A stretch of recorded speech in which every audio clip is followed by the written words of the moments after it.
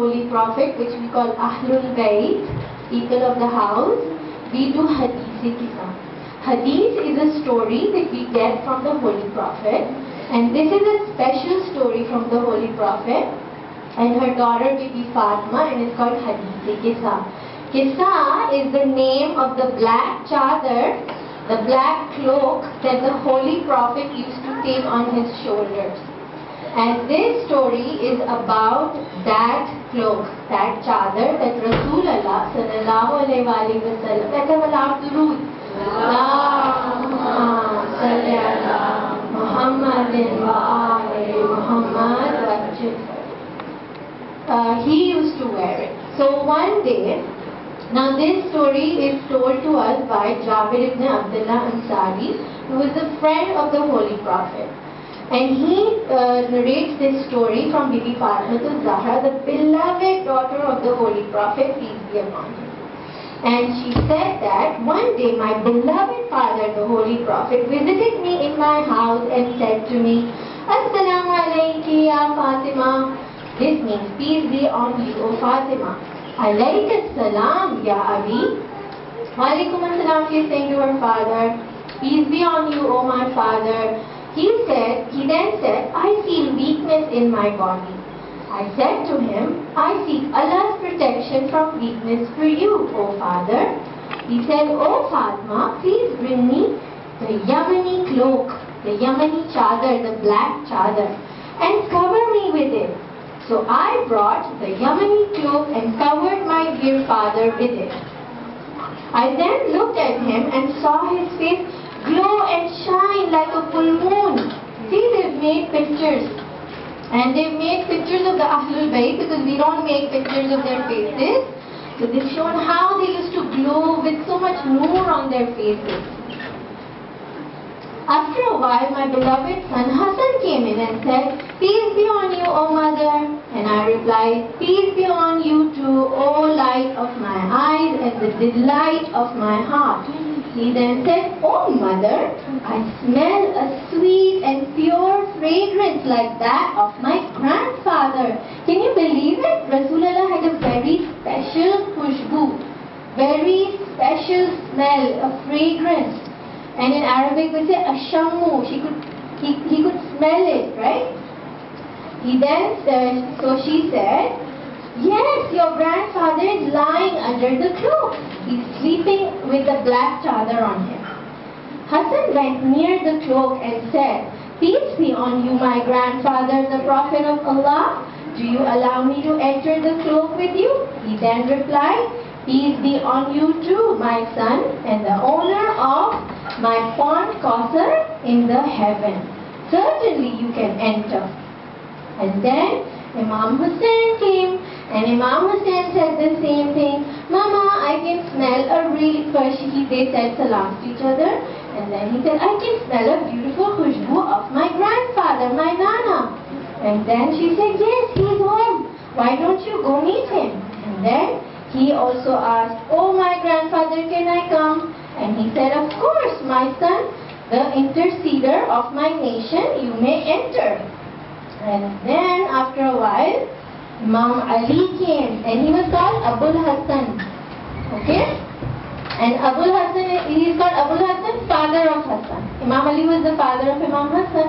So he was called Abul Hassan. Peace be on you, O the daughter of the Prophet, he said, because he was saying salam to Bibi Fatimah.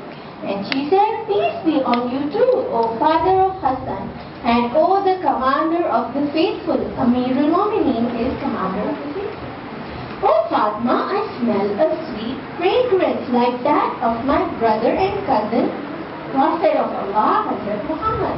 Because Hazrat Muhammad was like a brother cousin to Imam Ali. Unke chacha ke bete the. So when Imam Ali entered, he could smell that special khushbu of Rasulullah. And they had so much love. Can you see how respectfully they're talking to each other? They're loving each other so much. And then she said, of course, he is there and he is inside with my two sons. And then he also said salam and he wanted to enter the cloak. So Imam Ali also entered the cloak with the permission of Rasulullah. Thus Ali also went under the cloak. Then I went near the cloak. Bibi Fatimah is telling the story. Then I went near the cloak and said, peace be on you, O my loving father, O Prophet of Allah. Do you allow me to be with you under the cloak? And he replied, peace be on you too, my beloved daughter, O part of myself. You too have my permission to enter. So I also went under the cloak. When we all got together under the cloak, my father, the Prophet of Allah, held the two ends of the cloak and raising his right hand towards the sky said, look, they made a picture and he's raising his hands to make dua. Okay? He's raising his hands to make dua and he's saying, Oh Allah, these are the people of my household. They are my confidants and my supporters. Their flesh is my flesh. Their blood is my blood. Whoever hurts them hurts me. Whoever displeases them displeases me. And I am at war with those who are at war with them. I am at peace with those who are at peace with them. And I am an enemy and a lover of him. I am an enemy of their enemies and a lover of those who love them. Certainly they are from me and I am from them. Now he's making an extra special dua. O Allah, bestow your salutations and your blessings and your mercy and your forgiveness and your pleasure upon me and upon them, and remove impurity from them and keep them thoroughly purified. Let's have a loud durood. Allahumma salli ala Muhammadin wa ali Muhammad. Then Allah the Almighty said, O my angels, O my residents of heaven, verily I have not created this whole universe and the sky and the earth and the luminous moon and the bright sun and the rotating planets and the sailing ships and the flowing seas only but for the love of these 5 people under the Qissa. See, the heavens and the earth and the planet and the sky, everything Allah has made because of the love of the Ahlulbayt. Jibreel, the great angel, the trusted angel, said, O Allah and O Lord, and who are under the cloak? Allah said, they are the household of the Prophet. They are Fatimah, her father, her husband, and her 2 sons. Let's have a loud durood. Allahumma salli ala Muhammadin wa ali Muhammad. Then Jibreel said, Oh Lord, do you allow me to go there on the earth and be the 6th one of them? You know, sometimes I wish if I was there, even I would want to enter. Would you want to enter? The beautiful, fragrant cloak of the Holy Prophet, so peaceful and amazing. And the angel Jibreel was in the heaven. He saw the Holy Prophet and he found it even more amazing than the heaven. And he felt like going in. Jibreel, the trusted, with the permission of Allah, he came down to earth and said, Peace be on you, O the Prophet of Allah. And the exalted, the Most High, Allah conveys His peace to you and His greetings, and says to you, By my dignity and my might, verily, surely, I have not created this earth except for this, for the love of you all. And the Lord Almighty has allowed me to be with you under the cloak. Do you let me enter, O Prophet of Allah? And the Prophet said, O trusted bearer of Allah, certainly yes, I allow you. So Jibreel entered. And then, Jibreel entered and said to my father, Verily Allah sends His revelations to you, and He says, Allah desires to keep the uncleanliness away from you. Then Ali said to my father, Who is Ali? The cousin brother of Rasulullah, the husband of Bibi Fatimah, and the father of which 2 boys? Imam Ali was the father of which 2 boys? Hassan and Hussein alayhi salam.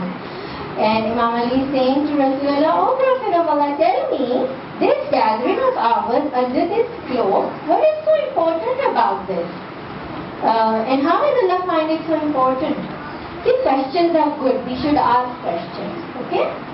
Imam Ali is teaching us, keep asking questions all the time. So the Prophet said, By Allah who rightly made me the Prophet and chose me a messenger to save mankind, Whenever and wherever there is a group of people who are our followers and who are our friends, and they will read this hadith-e-kitab, Allah will send His blessings and mercy, and angels will encircle them, asking Allah the forgiveness of their sins until they go away to their homes. So for as long as we're sitting here, every time we pray hadith-e-kitab, Rasulullah is telling us this promise that the angels have encircled us. We can't see them, but they're there. And that is the beauty of this hadith. In the picture they've shown that these people are sitting and there are angel wings over here. Can you see? Yeah? This is what Rasulullah thinks. This is how important this hadith is. And then Ali said, verily by the Lord of the Kaaba, we are the followers and the winners. Allahumma salli ala Muhammadin wa ali Muhammad wa ajil farajahum. Let's have a loud listening again. Allahumma salli ala Muhammadin wa ali Muhammad.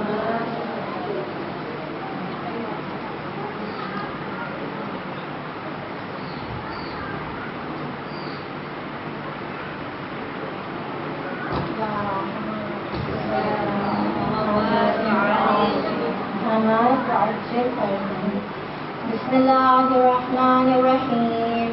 Alhamdulillahi Rabbil Alameen. Wassalatu wassalamu ala ashrafil anbiya'i wal mursaleen Abil Qasim Muhammad sallallahu Allahumma salli ala Muhammadin wa ali Muhammad wa ajil وعلى أهل بيته الطيبين الطاهرين المعصومين المظلومين الذي يذهب الله عنكم الرزق أهل البيت ويسخركم تسخيرا اللهم صل على محمد وآل محمد وعجل. بسم الله الرحمن الرحيم. السلام عليكم ورحمة الله وبركاته. Louder. Thank you for the loud jawab of my salam. I want to show you all how proud I am for all these beautiful children. Half of you have not even given it. And so many of you have already given me these worksheets. It makes me so proud. I want everyone to do a loud salawat to fill your buckets with lots of blessings of Allah for doing this wonderful job. Allahumma salli ala Muhammadin wa ali Muhammad. I'll take them later, okay? I'll take them later. Please sit down. I'll take them later. But I just wanted to show you that I'm so proud of all of you for doing this work. It makes me so happy. So let's begin today. Today we are going to talk about how we can take care of ourselves. So when we are small and we are little babies, who takes care of us? Think. New kids today. Okay. Our parents, yes. Anybody? You were saying something? Yeah. Family, mothers. Okay, we have to raise our hand. Yes. Family, friends. But when we're really small, yes. Okay. Boys. Allah takes care of us, so beautiful. Yes, Allah is taking care of us. But when we're born, our fathers and mothers take care of us. Our mamas, they take care of us, don't they? So how do they take care of us? Shall I tell you something they do which is the most amazing special thing they do for us? They change our diapers. And our pupus are smelly. And we can't even think of doing that. But our mamas, they sacrifice and they do that for us. We didn't know at that time, we didn't even know how to talk, we didn't know anything. But she was doing it for us, keeping us clean so we don't fall sick. We smell nice, people love us and kiss us and hug us. Why would we be smelling of poo-poos and she wouldn't clean us? Would people hug us as a baby? No, but we weren't able to say thank you to her. So now we need to say thanks to her, right? Because now we can talk. And what else? to bathe us and keep us clean, bending down with her back hurting. She did it. And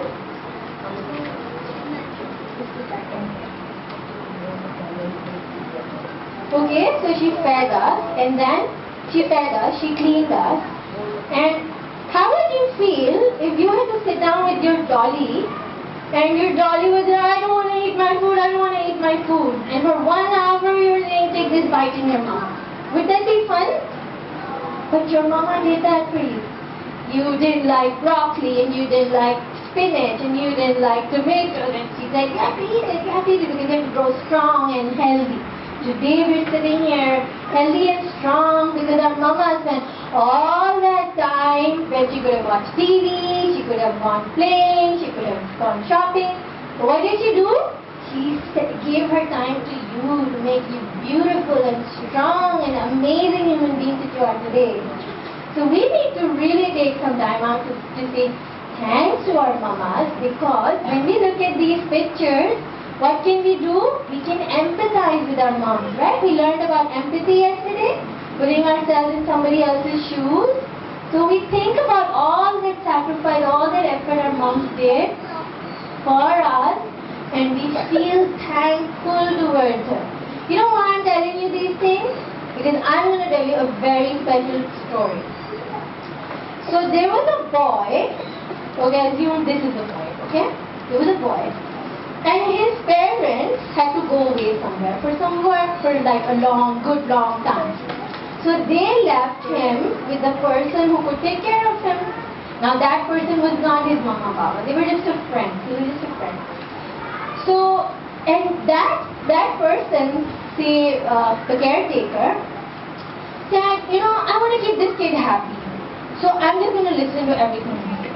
Okay? So what happened? He said, Uncle, instead of eating lunch, can I eat all of this? The candies and cookies and yum. So he said, yeah, sure, eat it. So he just ate cookies and candies and all of that junk food for lunch, dinner, breakfast. What a life, isn't he lucky? Cookies? Wow. Okay, then he said, you know what? I want to play video games the whole day. So Uncle said, yeah, go ahead. You can watch it. And I was like, oh, thank God, Mommy is not there. Uncle letting me play the whole day. So he played and he played and he played. And then he didn't want to watch TV. So he watched TV. Uncle said, dekho. Then he said, it's no fun going to school. I don't want to go to school. So Uncle said, go back. You don't go to school. Stay at home. He was in heaven, okay? You think so? Okay, then he became like this. He was having the time of his life, sitting on the couch, eating chips and cookies, watching TV, playing video games. From a thin boy like that, who was fast and energetic, smart, he became a fat boy who was sitting on the couch the whole day, had no idea what he wanted to do with his life. Gradually, he stopped going out to play. He lost all his friends. He started falling sick. He became so fat, he couldn't even get out of the door. And then he started thinking, I was with my mama, papa, I wasn't like this. I was strong and healthy and happy. I was learning. And he got bored of playing so much video game. And he got so bored of watching TV. Nothing was fun anymore. And then he realized that his mama and baba, when they were bothering him and telling him, "That's enough TV, enough switch off the TV, enough video game, time to go out and play, or eat your veggies, or do this or that," he realized that they were really doing him a favor. They were really making him into somebody who could be healthy and strong and smart in his life instead of wasting his life. So what do you think? Mama Baba do us a favor or no? Yeah, I think we have to admit they do. And even though we don't like to leave the TV at namaz time, even though we don't like to eat the veggies. So today I want to tell you about taking care of ourselves, and our imams have, and the Holy Prophet, that our mama and care of us, but gradually we can take care of ourselves. So, our Holy Prophet has given us a hadith, and they are combined into a book which is called Nabi. Okay, Tib means medicine and Nabi means our Holy Prophet. And that whole book has so many things that we can read and learn from for everyday life. What to do when you have cough, what to do when you have fever. And you know, in this book there's a whole chapter on fasting. That if you're unwell and if you fast, if you keep rosas, you can get healthy. So your kids now, but as you grow older, you know that Allah Mia puts us into fasting more in Ramadan because it's so good for our body. Did anyone want to say anything? Yeah. And we should eat healthy. We should eat colorful food. Lots of colors in our plate, right? And I'm going to give you worksheets. I'll show them to you. And you have to do those. It's about eating healthy food. Okay? And I wanted to share some things with you which I found so amazing. They're healthy and so yummy. You can make these rainbow sticks with fruits and eat them. And they make smiley, healthy and so yummy. Instead of eating junk sugar which is not good for us. So, and then we can take care of our health by listening to Allah subhanahu wa ta'ala, because Allah has told us to eat halal food and not haram food. Does anybody know what's halal and haram? Knew somebody? Okay. Allowed and not allowed, yes. You got your turn, yeah.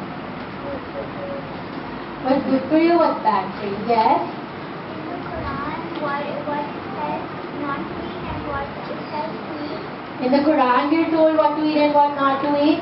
So, I wanted to tell you that yesterday we discussed that we can't eat pork, we can't eat pig meat, and we can't drink alcohol. And isn't that super awesome? Allah has protected us from before by telling this, so we can take care of ourselves and we don't fall sick. Okay? And alcohol, of course, we're human beings because we have a beautiful mind and we can think. And with alcohol usage, our brain starts to get messy. Then we can't think straight. So Allah subhanahu wa ta'ala is trying to keep us smart and healthy and intelligent. Yes? Imagine. That's such a super fact, right? So Allah knows good for us. And that's why Allah has told us about different meats of animals that we can eat or we cannot eat, and that is part of taking care of ourselves. The Holy Prophet also said, cleanliness is half of your iman, half of your faith. And we should stay clean. But what happens when we get home with our dirty socks? We roam around in them like half the day. And then when we take them off, one is under the sofa and one is in the bed under your blanket, lost somewhere. And it's full of germs. Oh my God. Socks have the most germs ever because it's full of dirt and it's tied up in your shoe with the sweat. And you can really fall sick, yes. If you can do that from now on, from today, from Auntie Fatima's Majlis, you go home and from tomorrow you make sure that your socks are in the washing, I will get champion. Seriously. We have to make that happen. Okay? Are you all going to promise me that you're going to put your socks in the washing? Yes. Go and say yes. Yes. Yes, that's amazing. Okay, so I want to tell you a story of a doctor who came to visit Medina. This is a new picture of Medina. At that time, Medina wasn't like this.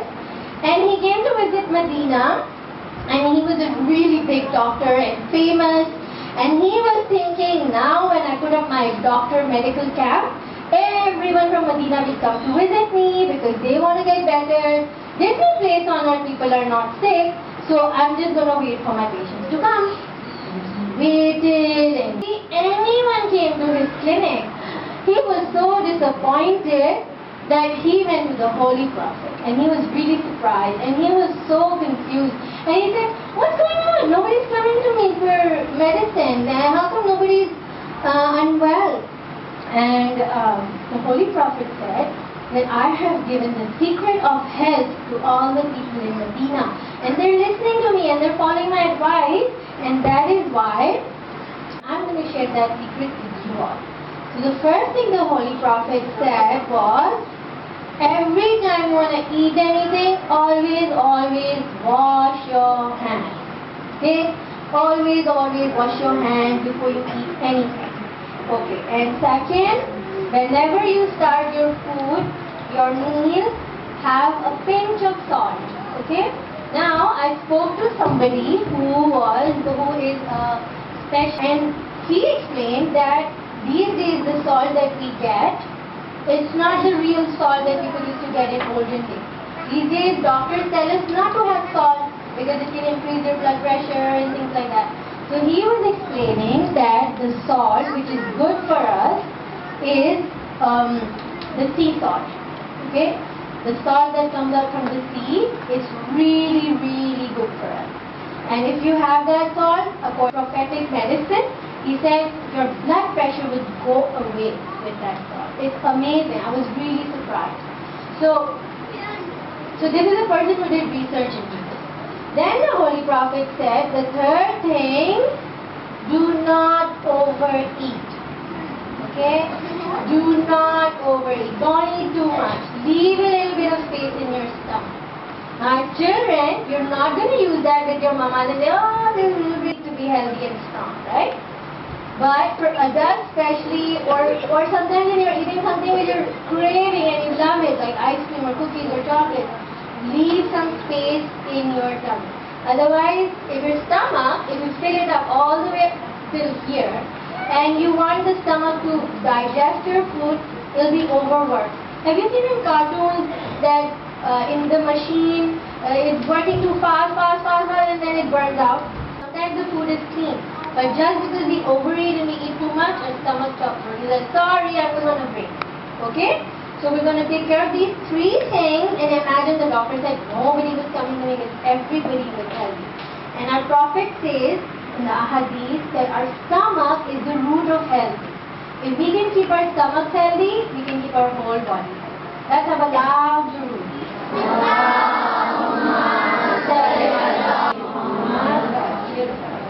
Now I want to share with you a very special book from our fourth Imam, Imam Zain al Abidin. He's our fourth Imam. And he has written a very special book called Risalatul Fuqu. What is it called? Risalatul Fuqu. This book has rights of everything. Starting from the rights of God, the rights of yourself, to, imagine what? Yeah. And right of your ears. Right of your tongue. What is the right of your tongue? Well, how are you supposed to take care of your tongue? And how are you supposed to take care of your ears? And how are you going to take care of your eyes? And how are you going to take care of your legs? And how are you going to take care of your hands and your tummy? How are you going to take care of your tummy? Yeah? And one more thing I'll tell you a little later. So, take care of your eyes and mouth and nose and tongue. And I have this little booklet. If you want, you can take it from me. And otherwise, go home. It's a very thin book. You can see. Read it. It's really beautiful. And Imam has given so many other things that we can read. They're like 50 rights of different things. And he says the right of your tongue is that you never say anything bad from it. The right of your eyes is that you don't see obscene things with it. The right of your hand is book. So Imam Zain al Abidin then goes on to tell us that there is a right of our private parts too. Do you know what our private parts are? They're private. And I have this book with which I can explain to you the rights of our private parts, because our Imam is telling us that we have to be very careful about our body. So this is a story and it's called It's My Body. I won't do the whole, read it in detail with their mama. Their mama can come and take it from me, because it's very important. And children need to know about how to protect themselves and take care of it. Assalamu alaikum. My name is Tinku and my name is Tina. We all have a body. Today we are going to talk about our bodies with you. These are our eyes, our hands, our legs and feet. We feel very shy to talk about some parts our body, but it's okay because it's very important to talk about it.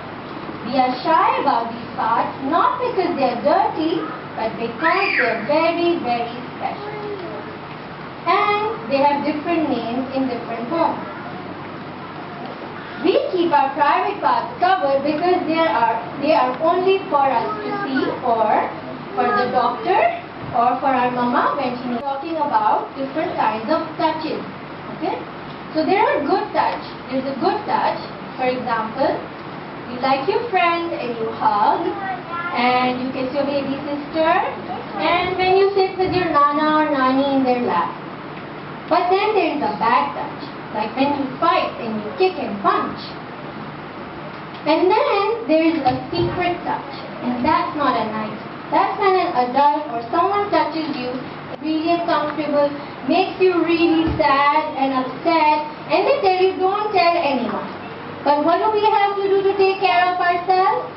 We have to go and tell our adults about it, our mama or our baba, and we're not going to stay quiet about it ever. We have to go and talk about it, like they're shouting, I'll tell, I'll tell.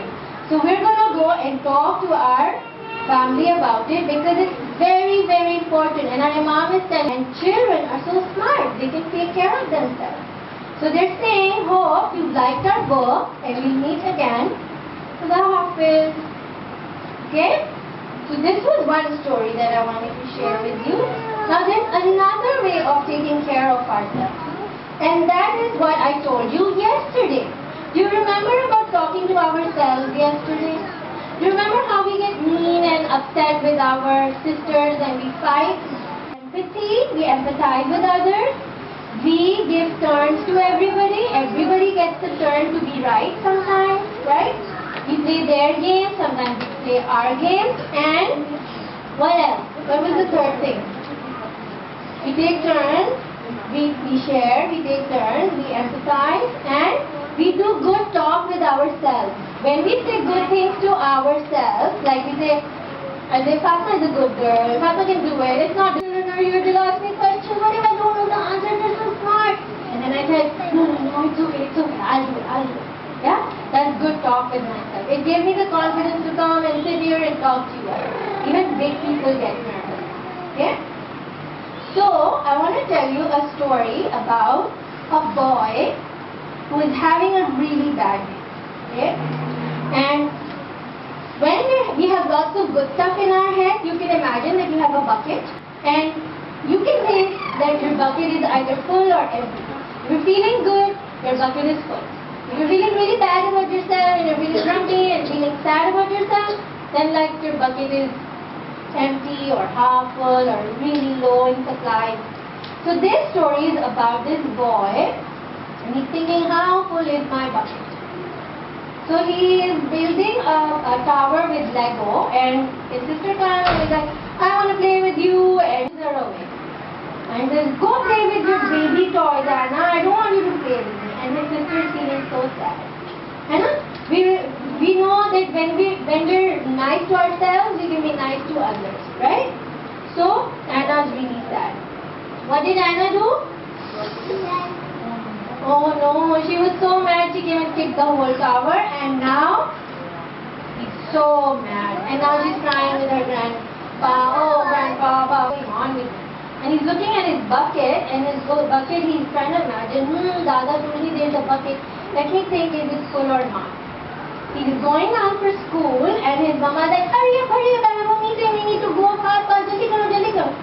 And he climbs up on the chair, and he's trying to get his cereal, and the whole box topples over. Oh no. And now he's feeling like drops of are coming out because he's having a bad day. Now Mama is saying, come on, clean up, hurry up, I need to go. So he's cleaning up now again. His bucket is getting empty, the drops are coming out. Okay? Now, he didn't have any breakfast, so he just picked up a cupcake and he's running out of the door. And he thinks, okay, I'll just eat this cupcake on the way because I'm so hungry for my breakfast. But the doggy in their house jumps and grabs it from him. Now, more drops are coming out. Now, and they're making fun of him. Then he goes to school, someone says something bad to him. His bucket is getting emptier and emptier and emptier, and he doesn't know what to do. And he's thinking, now what else can go bad? Everything is just going bad for me today. Then suddenly his teacher comes and shows him his test paper. And he got an A+. What do you think happened to his bucket? It started to fill up, and he was feeling wanted a pet. And I started reading this story. He started to feel drops enter his bucket. More buckets filling up, filling up. Mama sent him a love you note, feeling better, better, better. Then he became the captain of his game football team. He drew a nice picture. His friends played with him.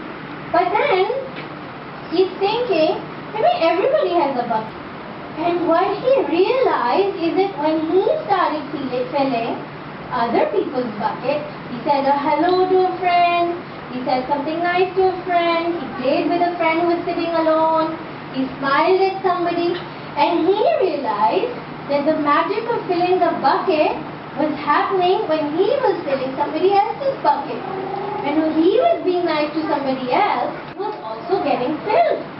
So he realized, if I'm nice to other people, my bucket will also start getting filled up. So his bucket gets filled up more and more and more.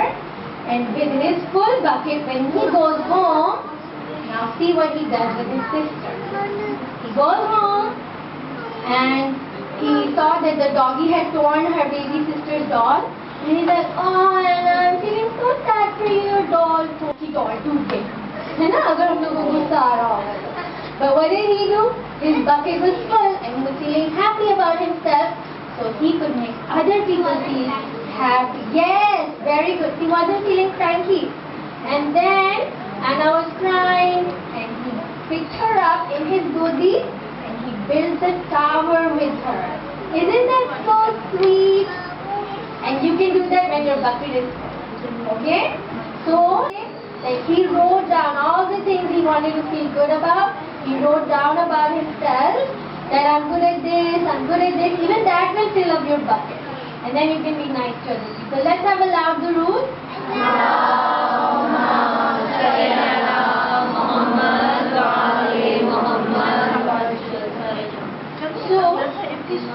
So I want to tell you that the worksheet that you're getting, it's a worksheet and a flyer. You can put up what blanks. You have to write down names of healthy foods. And then at the bottom it says, make your own bucket and cut it out. I want you guys to make your own bucket, decorate it, write your name on it on a piece of paper. And then you can stick it on your wall. You can bring it to show it to us tomorrow. And then put it up in your wall. And every time you're feeling cranky, think about your bucket. How cranky are you? How happy are you? Think about the good things that happen. Think about the bad things that happen in your day. And how you can other people. So, I wanted to share one more story, but I think I've run out of time. But I'll just tell you really fast. Another way that we can take care of ourselves is by making dua, like Zainab was asking us. And when you want to go out and you want to be safe and you want to be careful about yourself, you can pray Ayatul Kursi. When you're eating food and you think this, pray Surah Quraysh. First of all, you can pray Bismillah. And you can pray Surah Quraysh. You can pray Surah Teen. Okay? Batini wa Zaytoon. And when you're feeling angry, you can pray Ar-Rahman 12 times on water. Use that water to do wudu. And then drink that water. Use drinking water for wudu. And then bring that water on which you prayed 12 times Ar-Rahman. It will really calm you down. So you can do those things. And this one story called Isa the Incredible. He was a little ant and he could not climb a mountain. And on top of the mountain there were swings and all his friends used to go up and play. And he couldn't go. So every day he used to be really sad, I can't go. And he used to not feel brave enough to do it. He's like, I can't do it, I can't do it. See, the voice in his head was telling him, you can't do it. So he was missing out on so much fun. And look at all these mean friends, they were making fun of him. And he wasn't liking it. One morning, and he said, I've tried everything. His friend said, think about all the things you like and then just walk up and you do it. Or wo bhi nahi hua. Then one day, Isa met an old wise ant. And this old wise ant said, why don't you come to me? I'll make you read and learn a dua, and that dua will remind you of the bravery of Imam Ali. Because Imam Ali was so brave, he never ran away from anything. So Isa went with him and he learned the dua of Nade Ali. Have you heard of Nade Ali? So he learned Nade Ali, and he learned and he learned and he learned, and then he did it. He felt so brave. He thought of the bravery of Imam Ali, and with that dua's help and with Allah's help and with Imam Ali's help, he was able to climb Mount Mushkil. This is to call it Mushkil Mountain, and he felt scared of that mountain ever. So now we finished our topic on taking care of ourselves, and now we have to sit respectfully for Imam Hussain. And I want to start the zikr of Imam Hussain by talking about a question that I got yesterday. Our dear friends in Dubai who listened to yesterday's majlis were so kind, they sent me a question. Yesterday when I was talking about Imam Zain al Abidin, I said that Imam Hussein's water, he didn't think of his family, but he thought of other people and he empathized with them and he gave them water, right? But this kid was so sweet. He asked me, he said, why didn't Imam Hussain take care of his family? Shouldn't he take care of his family first? And I was like, yeah, absolutely. Imam Hussain should have taken care of his family first. So I thought about it, and then I understood that I was wrong in saying that Imam Hussain didn't think of his family. He was thinking, he saved some water for his family. So for the next few days, from the 1st of Muharram onwards till the 6th or the 7th, Imam Hussain did have water. He had enough for his family. He gave away a lot of it to Yazid's army, but he still had a lot for his family. And also, he was close to a river. So they were taking water from the river. Okay? And then, no, rivers are sweet. Okay? Oceans are soft. But then, what happened? Yazid's army shut the water. And they put all their soldiers. So let's concentrate. We're just finishing in 2 minutes, okay? So Yazid's army, it put all its army and all its soldiers next to the river, and Imam Hussain and his family and his little baby Fatimah and baby Elizabeth didn't have any water. How do we sit for Imam Hussein's dhikr? We put our heads down, we make a sad face, and we try to cry hard times, and then Baby Sakina was crying, Baby Sakina was crying, and Baby Sakina was saying, I want water, I'm so thirsty. And Baby Sakina had no water and she was crying. She was so thirsty. She said, who will get me water? Who will get me water? And there was no one who could get her water because they had run out of all the water. And then Hazrat Abbas alayhi salam, who is the brother of Imam Hussain, like this, I will go and I will get water for her. But because he said that there is so much army and there are so many soldiers, how will you go? But Hazrat Abbas said, I can't see my babies crying. There's so much love for them. And Imam Hussain said, Hazrat Abbas, you cannot go to fight right now for the children. You have to just go and get the water. And Hazrat Abbas said, I will listen to anything, I will do anything, I just want to get water. The bowls. Hazrat Abbas was so excited he could get water for the little children. And Hazrat Abbas wasn't going to hurt anybody, he was not going to kill anyone, he didn't even have a sword with him to kill and hurt everyone. He said, let me just get a little bit of water from my Sagina, I just want to fill up one box, one bottle of water, one mushk of water. But nobody was letting him go. He went and he filled up the water and he took water in his hands and he said, Sakina is thirsty. And he said, no, I'm not going to drink until my babies drink water. And he filled the mushk and he took it with him. You know, mushk is made out of leather and animal skin. It's not made out of plastic, it's not made out of metal. It can break easily and it can tear easily. So Hazrat Abbas took it with him on the horse. The bad people of the Yazid's army, they started hurting him. And they started hurting him so much that his body got a tear in it. And what happens when you get a tear? All the water flows out. And there was no water for baby Sakina and she stayed thirsty. And Sakina said, I wish I had never told Hazrat Abbas to go because now ولا لعنتها على القوم الظالمين. اللهم صل على محمد وآل محمد. Let us put our hands up to make dua. Oh Allah, give us the ability to stay calmless and make this world a better place. Oh Allah, please help send our Imam Zamana soon. Allah. Okay.